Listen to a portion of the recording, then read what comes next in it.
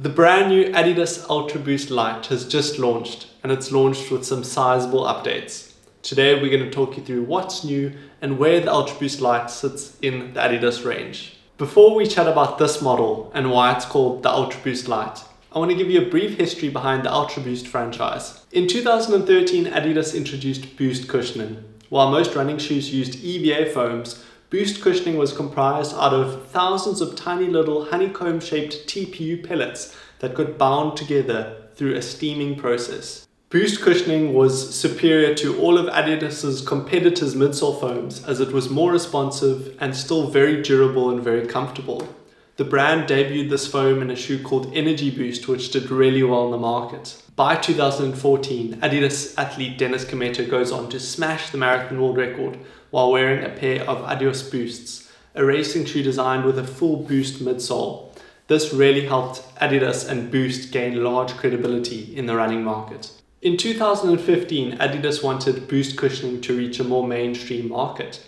So they designed a running shoe with a thick layer of Boost cushioning, and they called this the Ultraboost. This Ultraboost was an out-and-out running shoe with a slick design.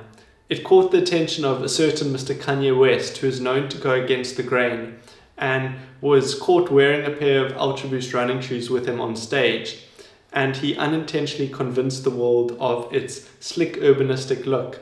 Thus, it gained hype outside of the running market and in the fashion world. Following its multi-market success, Adidas began ranging the Ultraboost in fashion retailers alongside running stores, and the shoe was sold to two polar opposite crowds, which created an ambiguity, and the shoe began running off course from its original intended purpose. All of this, coupled with Boost cushioning not evolving as quickly as some of Adidas's other midsole technologies, such as Light Strike Pro, caused the Ultraboost to service the beginner runner more and more, or the runner who's looking for a good-looking shoe with jeans, while servicing the hardcore runner less and less. That is up until this update right here. What they've done to re-attract the daily runner is by reformulating Boost cushioning to make it 30% lighter and 4% more responsive.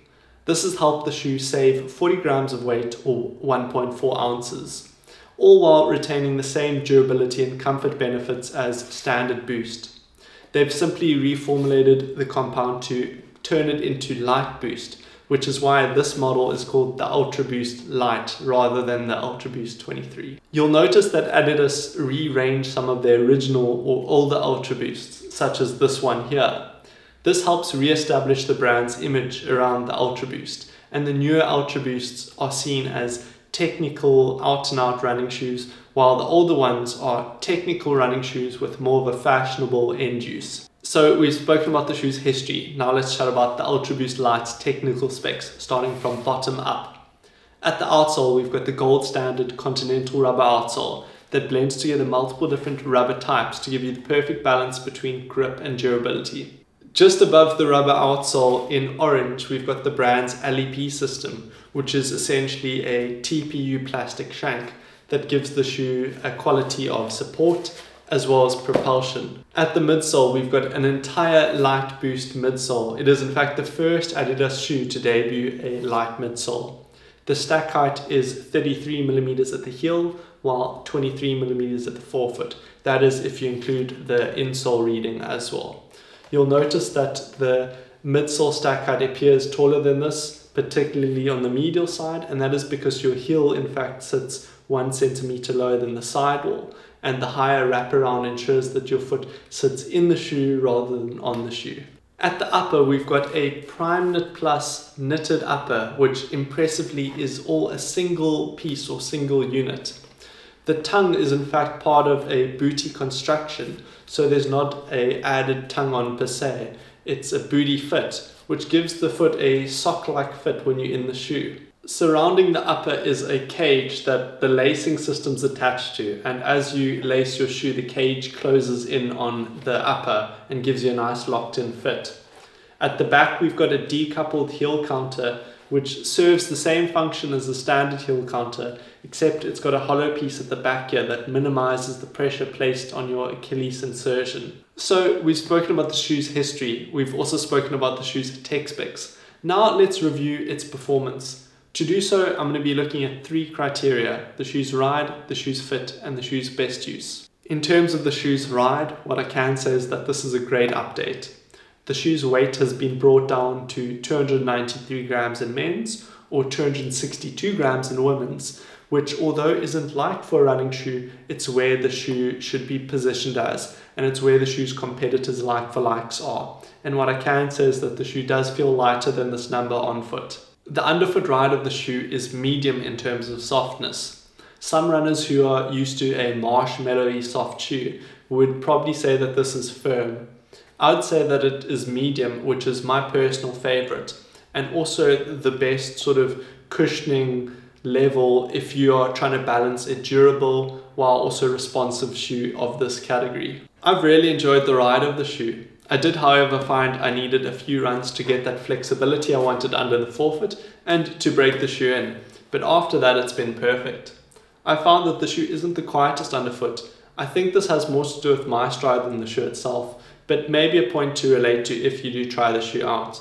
But where it doesn't have that extra quietness, it does make up in comfort. Adidas have got one of the most sophisticated uppers on any shoe in this Ultraboost Light. It's got a knitted upper, which from a designer's perspective can go wrong if you get the flexibility or tightness wrong, which can either create too much space or too little space in the shoe. Equally so, it's got a booty-like construction that doesn't have a traditional tongue. So if you get a small detail of this wrong, the fit isn't quite right. Luckily, they've pulled off this upper fantastically and it's very comfortable, and I have to pay very little attention to lacing in the upper as a whole, in fact. I just have 2 recommendations to the runner. One, if ever there's a time to go for a slightly smaller fit, not because the shoe isn't true to size, but just because this upper locks your foot a bit deeper into the heel, this is the shoe to go for. Obviously saying that, I'd still recommend a standard thumbnail length space up front here, but if you do like your shoes slightly more generous in terms of the amount of space up front here, you might want to change to a half size down in the shoe. My second recommendation is, with knitted uppers there tend to be less volume above the foot, and this might affect the fit, especially if you've got a more voluminous foot, which typically are broader feet, or someone with an especially high arch. You may just want to pay special attention to this. But the tell sign is usually if you struggle to get the foot in through this booty-like construction. If you're not one of those 2 runners, this is going to be one of the nicest uppers on a shoe that you'll find. And then comes to my last point, the shoe's best use. Now, this shoe can take you any distance you want, from 0 to marathon distance plus. It's also beginner friendly, but really where it differs runner per runner is that it's trying to make easy, comfortable, non-race paces as easy as possible. It's not trying to make your quicker running quicker. It's catering specifically for easy running where there is a longer ground contact time. There is maybe a bit more heel contact. So slower, more comfortable paces, easy day suitable, not for the faster stuff. So if you're looking to run 4:15 per kilometer or 6:45 per mile or quicker, this probably isn't your shoe. But it will be a great bet if you're looking for a daily trainer that's comfortable and it's going to get you a lot of miles. It's going to suit a neutral runner the most, although it does have stable neutral qualities. So more neutral than most other neutral shoes, but not a stability shoe, a great in between. It's going to suit heel midfoot prominent runners the most. Anyone who's more prominent on the front half of their shoe probably won't benefit from the cushioning at the heel, thus I'd advise them with a shoe with a lower drop. Thanks very much for watching this review on the Ultraboost. Let me know what you think of the update. Cheers.